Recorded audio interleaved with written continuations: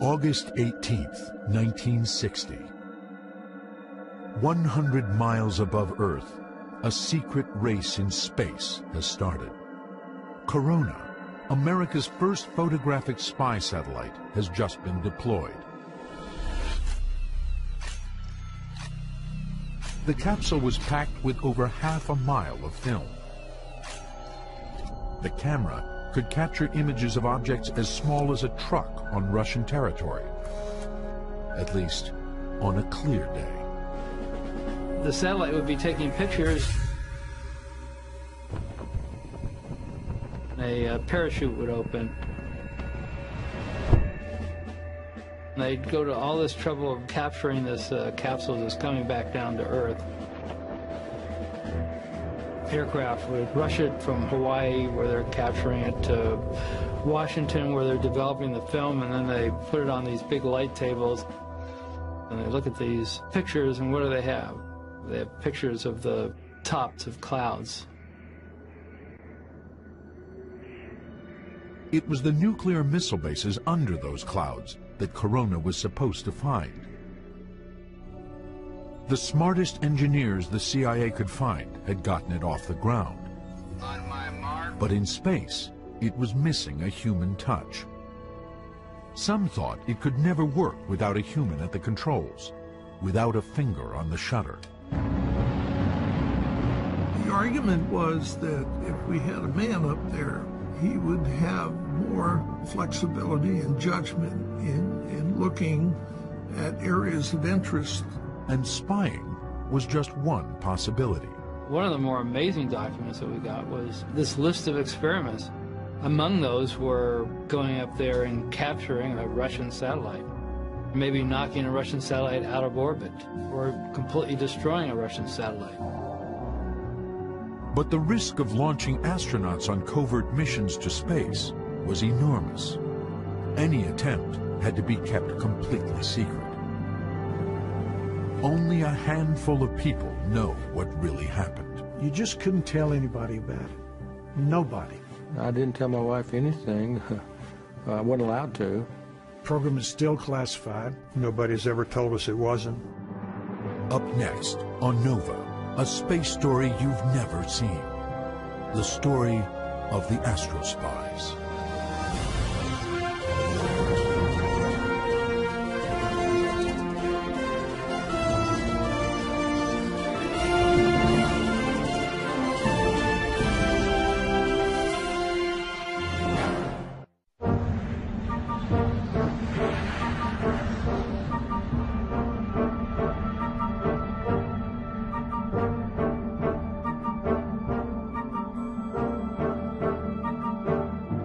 May Day, 1960, the height of the Cold War, and 13 miles above the Soviet Union, all systems were go.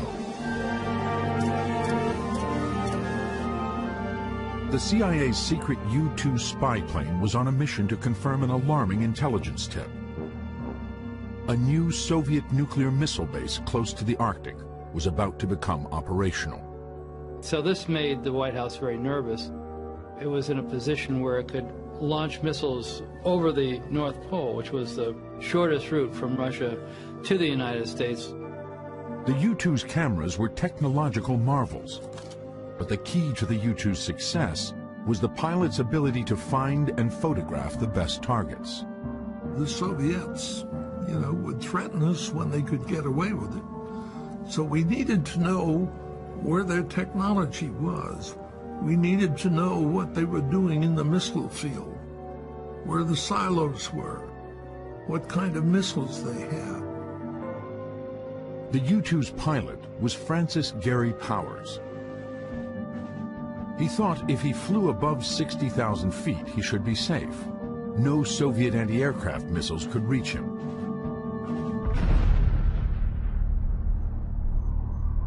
He was wrong.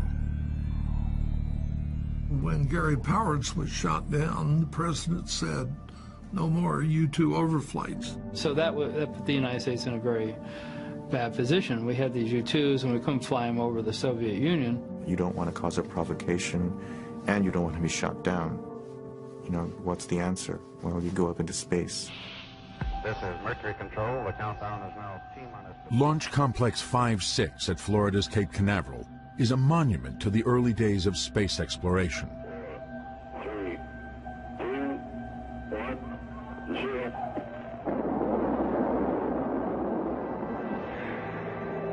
Now a museum, it was once NASA's command center for the launch of Alan Shepard, America's first man in space. All systems are go. In December 2004, NASA Special Agent Dan Oakland was called over to the old blockhouse to help solve a problem. With trying to find some keys to a door that was closed for a good number of years. The lock was so old, Oakland's office was the only one that still had the master key. There was no lights or anything, and we just started looking around with flashlights. Buried back in the corner was a blue box. Inside the box, he found something extraordinary. 2 spacesuits, different from any NASA spacesuits. The suits are in pretty good condition, and they were just a little bit soiled. There's one that was 007 and then 008. And they're just printed on the suits themselves. And there was something else that seemed strange. That was a name tag that was actually on the sleeve, and it just said lawyer.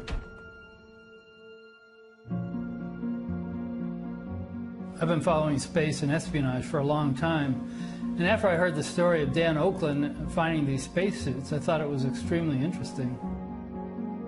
For James Bamford, an author and investigative reporter, that name lawyer became a window into a hidden world. There was a small article about these suits in a space website, and it was very curious, because if you look at the list of NASA astronauts, there's never been a NASA astronaut named Lawyer. But I did find the name Lawyer, Captain Richard E. Lawyer, on a list of pilots chosen to be part of an Air Force space program in the 1960s. When I looked closely at the program, I realized it had been run by a secret agency inside the Pentagon. Well, I did manage to get some documents. Much of the program, even 40 years later, is still officially secret. Lawyer's name was on a list of 17 pilots who were chosen for the program. I managed to talk to him off camera about a month before he died. And the information he gave me helped me find 10 of the other pilots who are still alive. It's an impressive group. Some of the pilots Bamford found became space shuttle astronauts. Vice Admiral Richard Truly even became the head of NASA. Lieutenant General James Abramson was put in charge of President Reagan's Star Wars program. General Robert Harris would become vice chairman of the Joint Chiefs of Staff. None of them has ever talked publicly about the secret that ties them all together. An Air Force program called Mole. It's one of the great untold stories of the Cold War.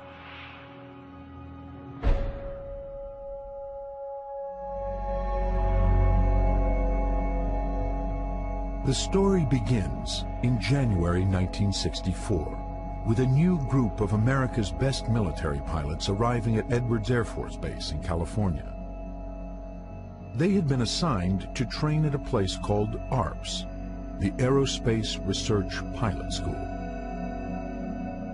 So I arrived at Edwards into what they called ARPS. Didn't know a soul. Run by Chuck Yeager, the first man to fly faster than the speed of sound, ARPS was a school where some military pilots with the right stuff were groomed to become astronauts in NASA's civilian space program. This year, it was different. As we went through our student year and got toward the fall, we realized that something funny was going on, and the thing that was funny going on was they were actually conducting a secret, I guess you'd say, a crew selection.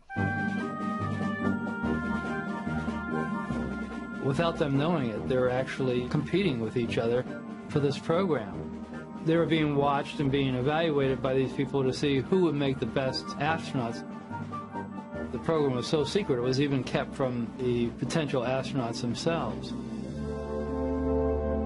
We'd fly in the morning, we would have classes in the afternoon, and we'd study and reduce data at night.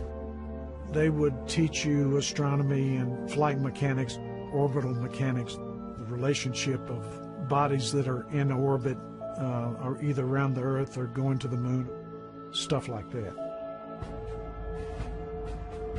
For the students, it was more than just books and flying. They were poked and prodded, spun in centrifuges, bounced in chairs, and battered with psychological testing. And lo and behold, they finally came out with a list, and I was on the list. I almost fell over. I had no idea. Then I had to go through a screening with a couple other guys to see whether I would fit.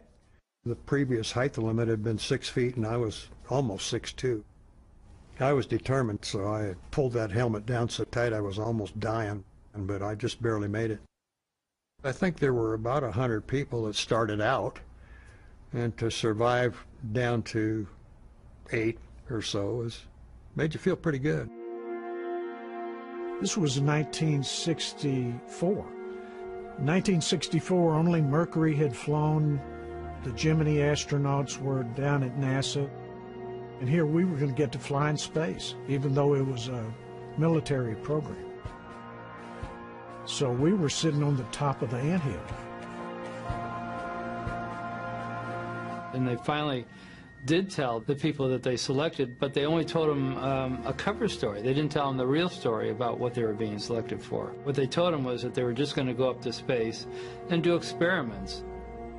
Unlike U-2s or spy satellites, launching man into space just couldn't be kept secret. So a decision was made to call it a laboratory and to try hiding the project by putting it in plain sight. Ladies and gentlemen, the President of the United States. President Lyndon Johnson announced the program and gave it a plausible cover story, something that Americans, if not the Russians, would possibly believe. Good morning, ladies and gentlemen. I am today instructing the Department of Defense to immediately proceed with the development of a manned orbiting laboratory.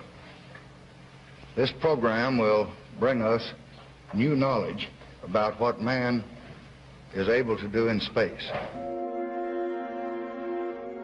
The cover story was that the Manned Orbiting Laboratory, or MOLE, would be a space station crewed with 2 military astronauts for 30-day missions.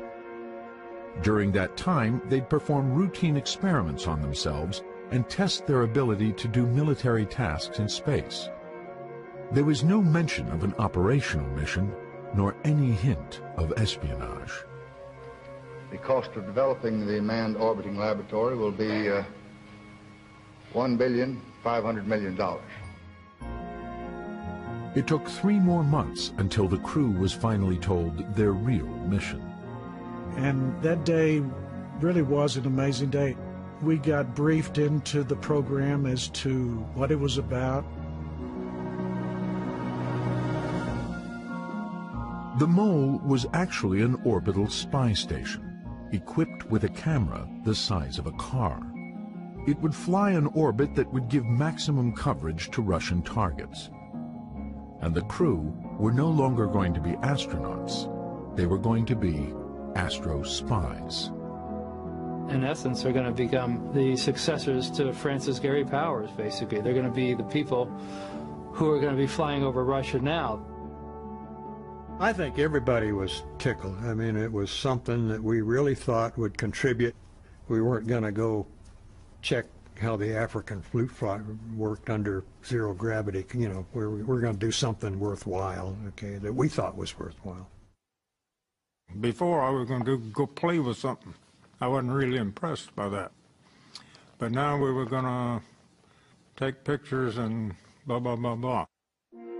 The argument was that if we had a man up there, he would have more flexibility and judgment. The plan was to launch a 2-man Gemini capsule atop a 56-foot-long laboratory module. In orbit, the crew would unlock a hatch cut into the capsule's heat shield and crawl through a narrow tunnel into the pressurized crew compartment. Inside, as seen in this newly discovered government film, the astrospies could look through a viewport and observe and photograph high-priority targets in Russia and elsewhere. When the 30-day mission was completed, the astrospies would return to Earth in the Gemini capsule, leaving the laboratory module to deorbit and burn up in the atmosphere. With their highly classified mission in hand, the astrospies disappeared into a hidden world. The only people you could really communicate with about what you were actually doing were people within the program office.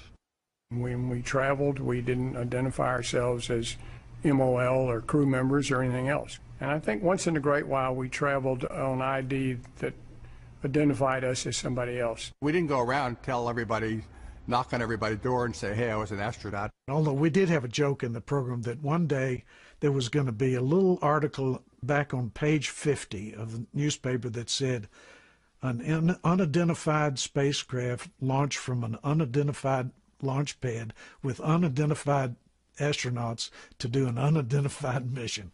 That's the way it was. But despite the carefully crafted cover stories, despite all the safeguards, half a world away, the Russians were carefully watching and listening, and they didn't believe a word. We had some information about the MOL program from open and closed channels. We had our sources. These guys in Russia were smart. They could look at MOL, they could see sort of the general systems layout, and they could tell you, well, this is for something much more serious than simply applied military experimentation. Russia was being surrounded by a network of American nuclear missile bases, and we needed information on the location of these bases. Reconnaissance from outer space was absolutely necessary. We faced the problem of how potential targets could be identified and located. That's how the ALMAS project was born. In Russian, Almaz means a diamond in the rough. Almaz was the code name for the Soviet spy ship, a code name that could never be spoken. Almaz was a state secret, a spacecraft the Soviets hoped would dwarf the American MOL. It's not just a satellite or a spaceship. It's a whole complex, a whole system that consisted of a number of elements. Its overall weight was about 20 tons. We're talking about two massive, 20-ton spaceships in space docked to each other, cosmonauts photographing the Earth, perhaps even doing some sort of battle simulations. And it wasn't just going to be bigger, it was meant to be better. Unlike the MOL, Almaz was designed to stay in orbit for years at a time. Supply ships would ferry cosmonauts and equipment back and forth on a regular basis. The Soviet Union at that time was ahead in many ways. We launched the first satellite. We had the first spaceman, so we believed we were ahead of everybody. Almaz and MOL were, in some sense, kind of the shadow space race. It was the one without the parades.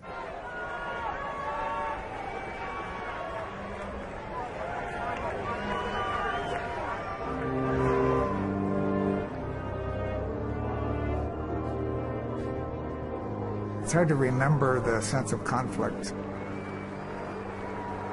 The Russians were the enemy. They really were. And the game became, we need to beat the Russians into space. During the heart of the Cold War, we thought of this big Russian bear as being all-powerful and all-knowing. I was always afraid that they were ahead of us quite a bit. You can see the timelines of these two programs, and they're very much close.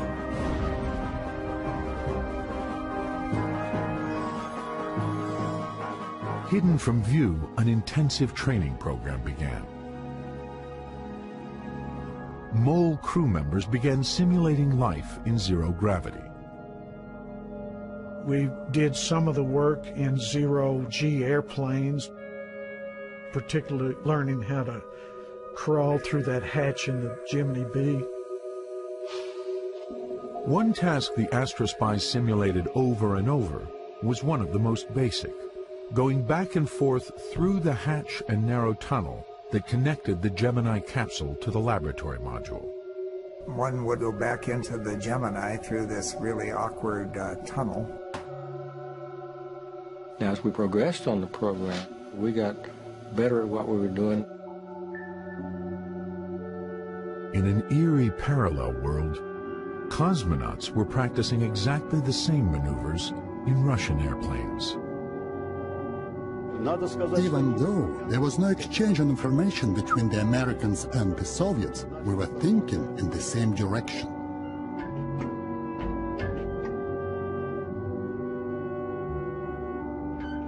We also had a special hatch linking the main unit of the orbital station to the return capsule.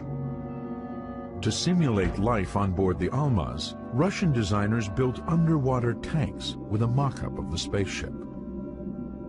There, planners had more time to study complicated maneuvers, like loading film capsules into the station. Half a world away, the Americans had developed the same solution. Former test pilot Bud Evans was put in charge of designing the underwater training program.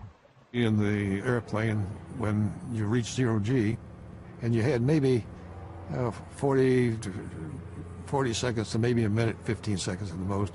So you really couldn't get a timeline on how long it would take somebody to do a task.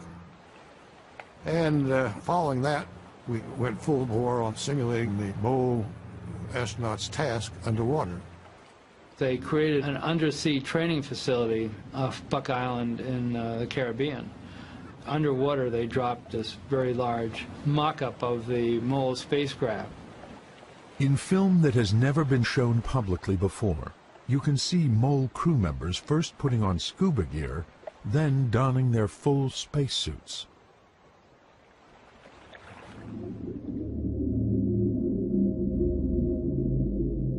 It was very similar to what it would be in space. Cutting out some of the gravity, you can't move very well. With a more complete mock-up, the MOL crew members practiced more mission-critical tasks, like simulating how to move the packages of exposed film back through the narrow tunnel into the Gemini capsule. We had to know how long these tasks were going to take. This was one way to get some real timeline studies. While both the astronauts and cosmonauts were training for reconnaissance, military planners saw orbiting spy stations as just a first step.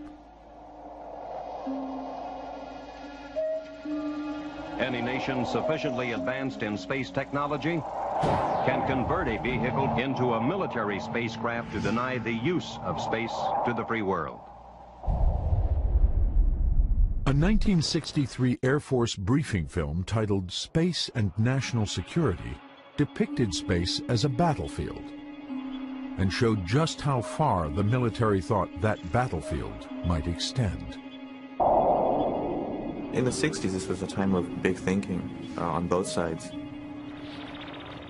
The Russians were really thinking grand, and we're talking multiple battle stations in Earth orbit, reconnaissance stations, manned by dozens and dozens of cosmonauts.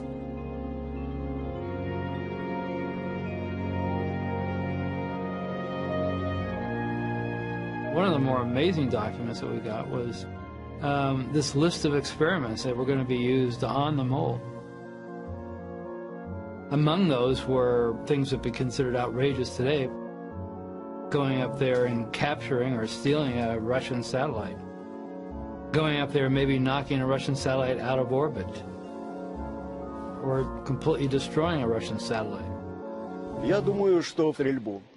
Of course, we did realize that the Americans tried to develop the satellite interceptors and killer satellites.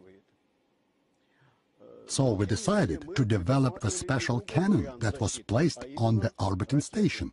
We just wanted to test and see how it worked in outer space. If somebody wanted to inspect or even attack the Almaz, we could destroy it.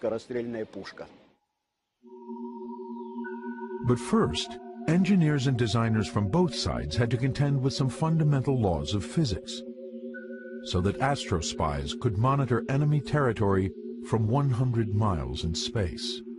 It's a mystery to most people who haven't flown in orbit, what it's like trying to look at the ground as it's going by when you're going 18,000 miles an hour.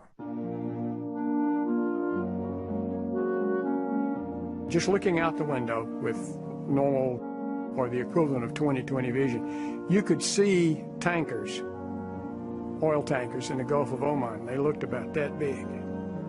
You couldn't see anything smaller than that without magnification.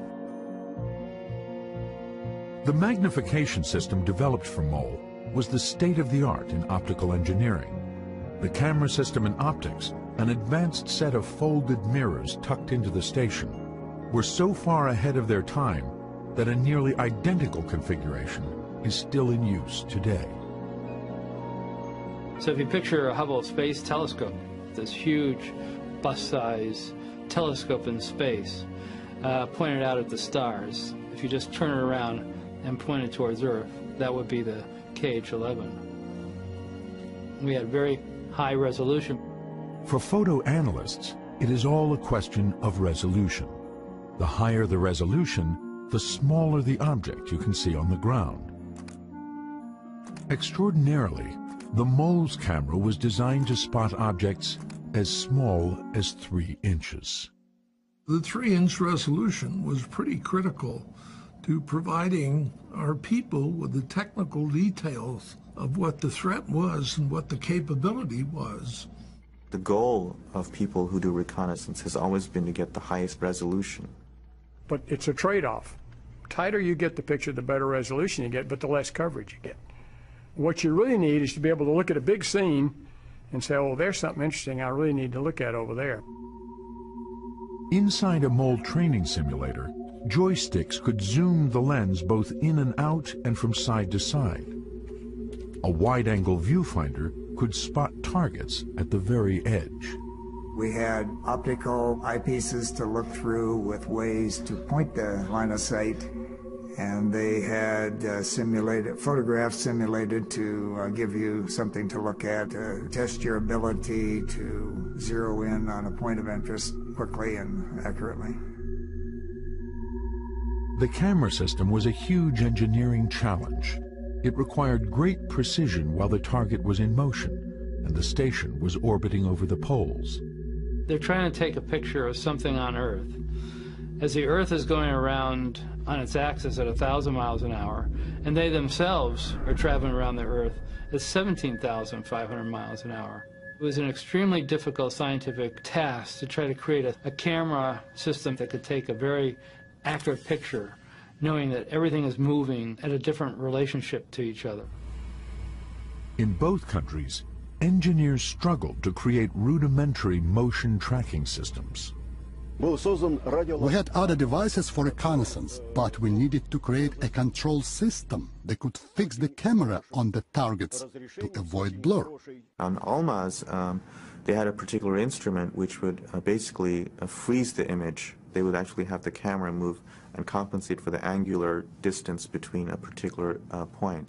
So as Almaz was flying over, the camera would sort of shift slowly to keep its sights on the particular territory. MOL's tracking and targeting system was computerized, but computing was still in its infancy. And by today's standards, they're really crude. They were IBM 4Pis. I don't think they had 50,000 words of storage in them. You could actually go to IBM, actually went there and watched, believe it or not, these ladies sitting there stringing these little magnetic cores on these wires to form the memory of this thing. You've got more on your cell phone probably than they had in those computers. But orbiting computers and tracking systems weren't what made the MOL extraordinary. The difference between the MOL and an unmanned system is that here's a system with people in it. People are, hands-on in the spacecraft, making decisions and adjusting it and so forth. That's the difference. You have to ask yourself the question, I'm investing an enormous amount of resource to maintain a crew up in space. Now, what they can provide is a real-time analysis of the targets. They can look at something and they can say, well, this is something interesting and we should find out more about this. But is it worth that amount of resources to have a crew just tell you that? The MOLE program to put human beings in orbit was going to cost more money because everything had to be man-rated. There had to be safety features. It's extra weight. It means the vehicle has to be bigger. It has to have more fuel. It just adds cost everywhere along the line. MOL was a very expensive program. It seems like chicken feed today. It was I think it was a $3 billion program, but in the 1960s, that was a lot of money. Think back in the mid to late 60s, Johnson was the president. He was trying to fund all the Great Society programs. He was trying to fund the expansion of the war in Vietnam. He was trying to fund going to the moon on Apollo, and here we were. And we would take a cut basically every year, and we used to jokingly tell ourselves that the only thing that remained constant on the program was the number of days till the first launch. The scheduled launch date for the first MOLE mission was August 1970. The Russians planned to launch Almaz that April to commemorate Lenin's 100th birthday. But in November 1966, the Americans seemed poised to make a huge leap forward.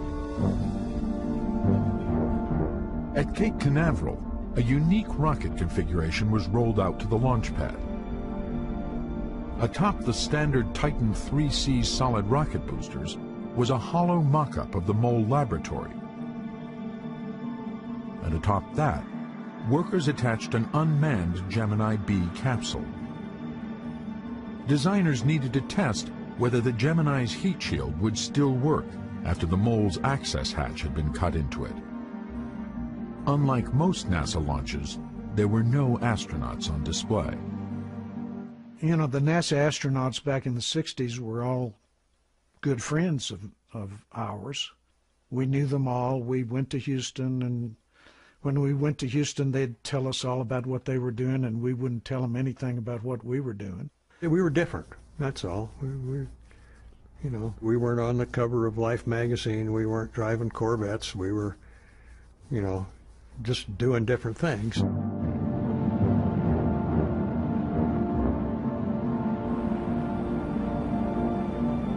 At 8:50 on November 3rd, the MOLE program literally got off the ground. Just over 100 miles in space, the unmanned capsule was ejected.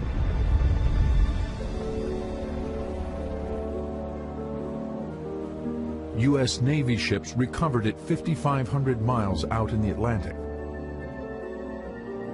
The capsule was intact and proved that pilots could survive re-entry. But surviving their training program was another question. Major Robert Lawrence was one of the final crew members chosen for MOLE. He was one of the Air Force's best pilots.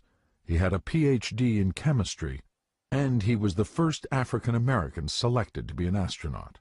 Bob was such an excellent pilot that the idea of him having an accident really had never entered my mind. They were doing a simulated shuttle approach in an F-104, which was a very difficult maneuver. And I think Harv Royer was flying the airplane.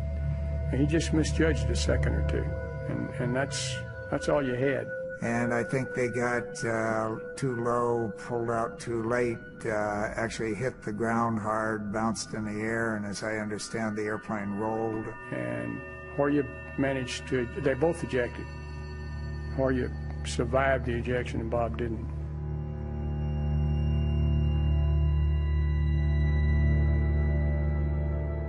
I was standing at home changing the buttons on a dress, and I looked out the window and saw Bob Harris coming up the walk. I thought, I don't have to ask. It's what they call a life-changing experience, you know. Suddenly, you know, in the morning everything seems okay, and then a few minutes later, it's all over. That morning, Bob wanted to change his flight and wanted me to fly in his place on that particular flight. That's about all there is to say. I should have been in the back seat of that airplane instead of him. The accident served to make us realize that we really were a very small group and we had a big problem. And that meant lots of training and that we expanded our efforts and increased our efforts. By the beginning of 1969, the secret race between Russia and the U.S. to launch the first spies into space seemed to be neck and neck. Both sides had made significant advances, but they were both years behind schedule. We thought that in a coming year or two we would be able to launch the space station into orbit. Still, our program fell behind by 3 years. For the first time, I personally was beginning to believe, I believe this can work. Well, some of them might have been a bit worried about what the Russians were doing at this point. What they really didn't know was that the competition was less with the Russians than it was within their own government. Right around the corner from them was another agency called the NRO, the National Reconnaissance Office. The National Reconnaissance Office was extremely secret during the 1960s. Matter of fact, even its name wasn't declassified until the early 90s. Their job was to try to find a way to put satellites up there that could get the very same resolution. They were going to develop a competitive system, and the CIA backed that. Larry Scantz, who had worked at NRO and later helped plan MOLE, was one of the few people with a security clearance for both programs. Both systems were aimed at developing 3-inch technical resolution. From a technical point of view, they kind of wound up in a dead heat. We were aware that there were unmanned reconnaissance satellites with truly impressive capability on the drawing board. You know, there's the unmanned guys that said, you know, we don't need you, and then there's the manned guys that say, well, you can't live without us. It was obvious to me the first time I went to a place where the unmanned system was being run, they didn't want any part of us. And somebody bigger than them told them to let us in to see it. Unknown to the MOLE crew, the Secretary of the Air Force went to the White House to make a last-minute plea to President Nixon. And the MOLE's future hung in the balance.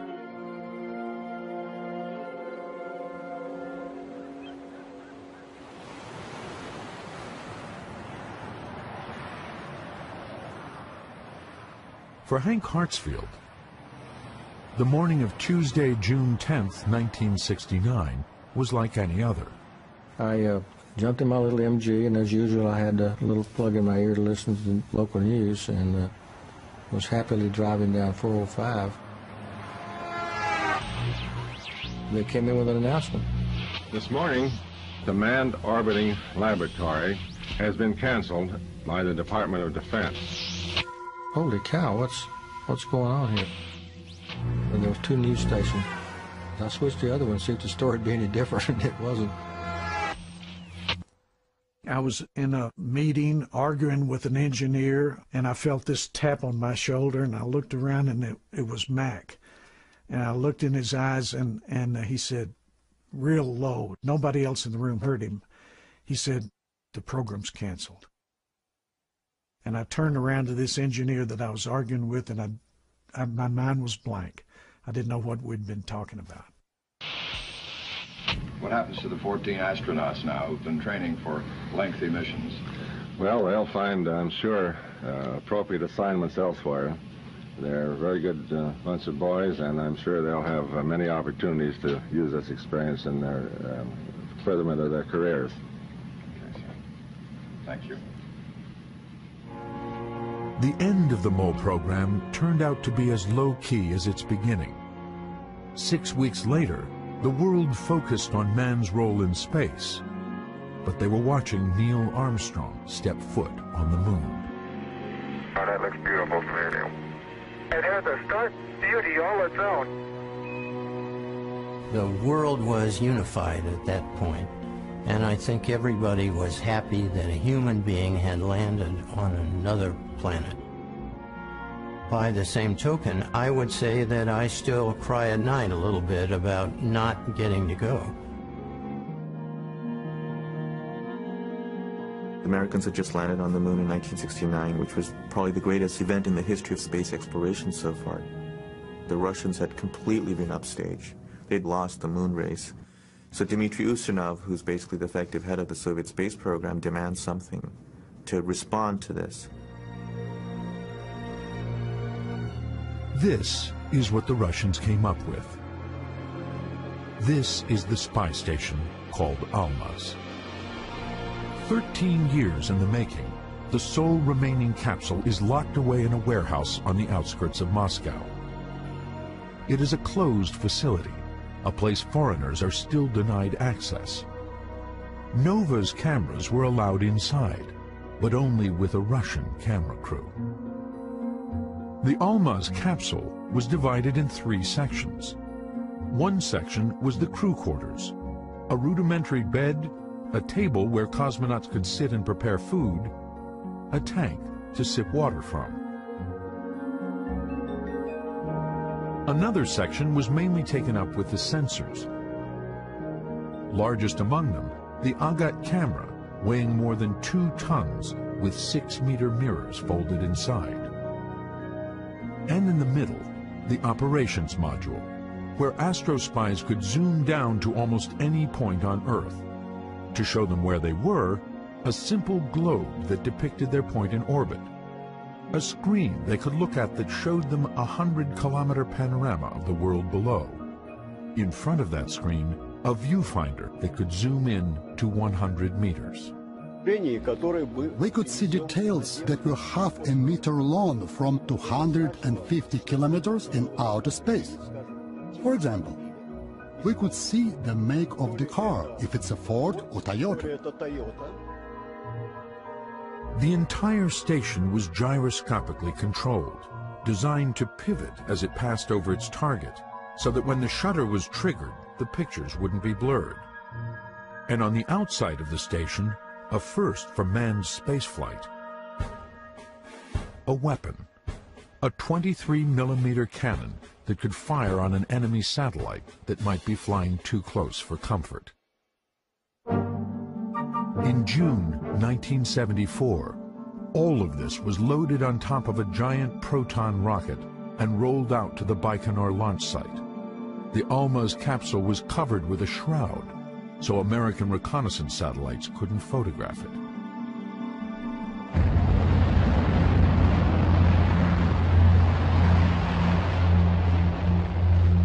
Nine days later, Colonel Pavel Popovich and his flight engineer, Lieutenant Colonel Yuri Artukin, were launched into space to dock with the Almaz station. They were the first astrospies to orbit the Earth. Their mission lasted 15 days. Valery Romanov is a cosmonaut who trained on the Almaz program in the 1970s. Inside the command center, he demonstrates how Popovich's mission worked.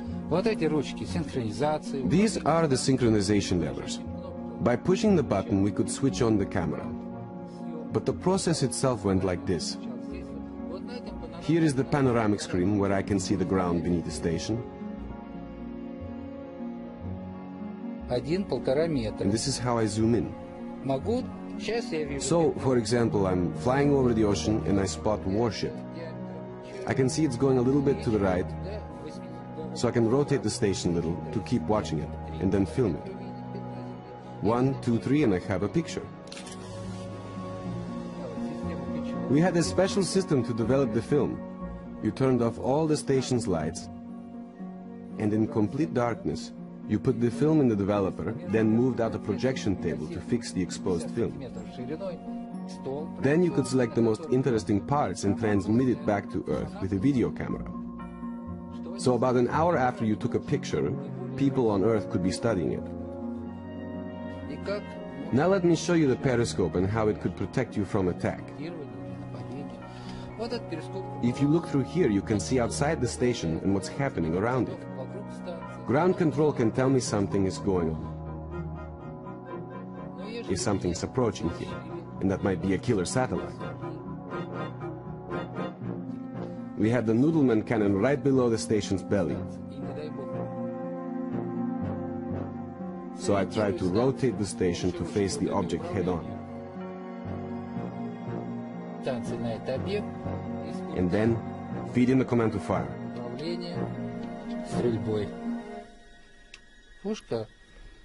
Fortunately, that never happened. We were afraid about what would happen to the station if we fired the cannon, so we never tested it with the man on board. But after the crew left, we fired the cannon by remote control, and the station survived the intense vibration. Subsequent missions to the Almaz seemed star-crossed.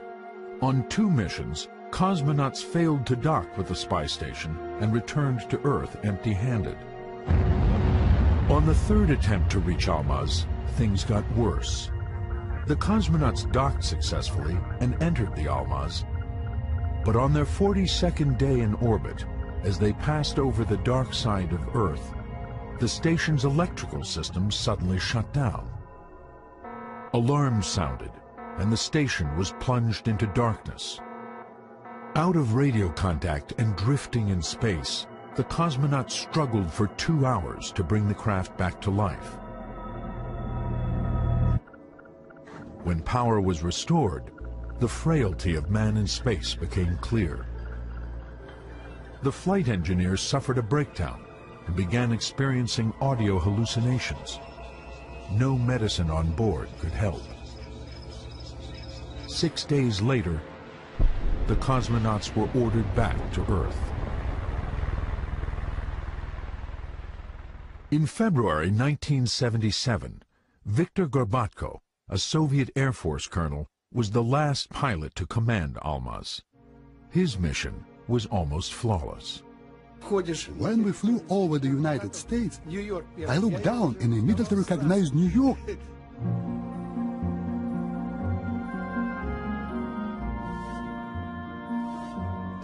We could see human beings on the streets. I would say we could see objects about 1 meter in size. I had enough time to count planes on the ground when we flew over military bases. We just had to shoot film of any weapons we could spot. That was about all we had to do. Circling the Earth every 90 minutes, he said the Almaz orbit was useful not only for spying on the U.S., but also on its allies. Our main assignment with the Agat system was to film ships and planes on the other side. There was some military tension in Israel, so we had to count how many planes they had.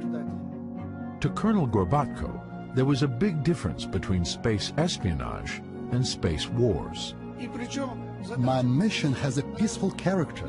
We didn't shoot, we just took pictures. So we were space spies. That would be a good title for a movie. But far below, in Moscow, senior Kremlin officials were asking the same question their American counterparts asked 8 years before. Was this really worth the effort and the risk? One of the biggest ironies here was that the Russians probably felt that they won, but in the end it was a hollow victory because they ended up basically coming to the same conclusion. It just took them about a decade longer. On February 25, 1977, at 9:21 a.m. Moscow time, Colonel Gorbatko undocked from Almaz and descended towards central Kazakhstan. He and his partner would be the last astro spies. After 13 years of extraordinary effort by scientists from both sides, with billions of rubles and billions of dollars spent, only 5 missions had been launched, all by the Russians, and just 2 of those were deemed a success. For all the effort, Astrospies had managed just 81 days in orbit. In the end, it came down to a competition of man against machine, and machine won. I absolutely think it was a premature decision to close down the program. They insist the space station without the pilots are more efficient. I would insist that is wrong. I thought it was a good program. I think we could have done something really worthwhile. I think it was aborted prematurely as far as we were concerned. I think it was positive. I'd like to think, and I believe I'm correct, that we had a positive influence on the way things would be going in the future. 2 months before the last Russian cosmonaut left the Almaz, America's National Reconnaissance Office successfully launched its first KH-11 unmanned spy satellite. Said to be capable of capturing images with 3-inch resolution, but using video sensors instead of film. This was the digital age of espionage. This was what had rendered America's astrospies obsolete before they ever flew.